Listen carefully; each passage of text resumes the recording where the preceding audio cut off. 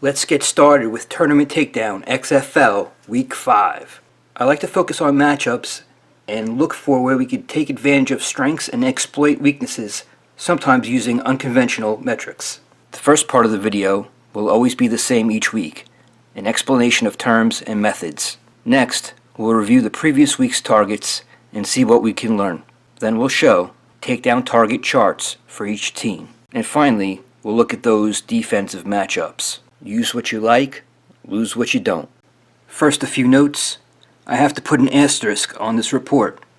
Stats for point after touchdown attempts are not kept. When doing play-by-play, many announcers are simply saying good or no good as if it was a kicking point after attempt. These stats are charted by me, so if the announcers don't make the call, I have to identify the players by number if I can. The first chart shows red zone defense for attempted touchdown passes and touchdown passes allowed, as well as rushing touchdown attempts and rushing touchdowns allowed. Finally, total red zone touchdown attempts and total red zone touchdowns allowed. The next chart shows total red zone defense. This basically takes the red zone defense stats and includes point after touchdown tries and conversions, showing us a total of red zone opportunities given for each team. The important thing to know is that I charted every attempt for a touchdown in the red zone and every 1 point, 2 point, or 3 point after attempt by both passing target and rush, ultimately giving us a number for total red zone attempts. I also charted where each of those attempts resulted in a score, giving us a number for total red zone scores. Explosive pass plays are pass plays greater than 20 yards. Explosive running plays are running plays greater than 20 yards. And explosive plays are explosive running plays plus explosive passive plays. Explosive pass plays against equals pass plays greater than 20 yards against the defense.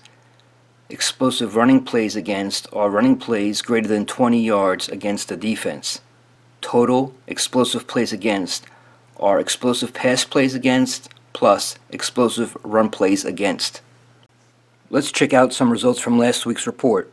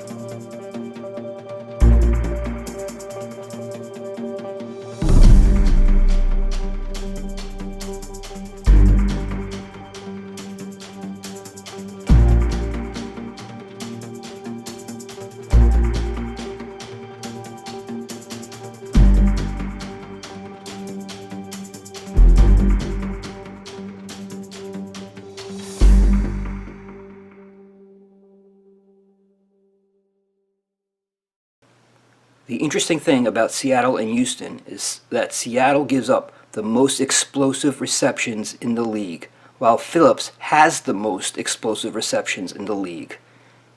That's what we call a smash spot. New York and Dallas is an interesting situation because both teams have unsettled quarterback situations. It could turn out to be a defensive running game. New York is toward the bottom of the league in all defensive categories. The team defensive categories that I like to focus on are fewest average yards per game, pass and rush, and fewest red zone opportunities allowed per game, pass and rush. With the Battlehawks versus the Defenders, St. Louis is the second in the league in all defensive categories, while DC is the second worst in the league in rush defense. Now, St. Louis has a very nice rushing game, and I'll be looking for Jones to rush against DC. The Vipers versus the Wildcats.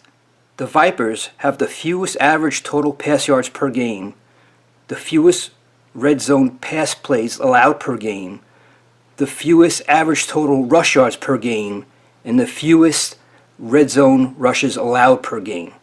LA gives up the most rushing yards per game, and they give up the most red zone rushing opportunities per game. I like Patrick in this game.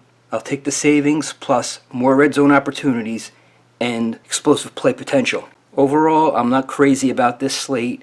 There's a lot of players returning from injury, and there are a lot of unknowns. The injury status with XFL is always sketchy. There are also a lot of new players coming into the league. We are still a new channel, so if you like the video, share it, comment, like, subscribe. It all helps.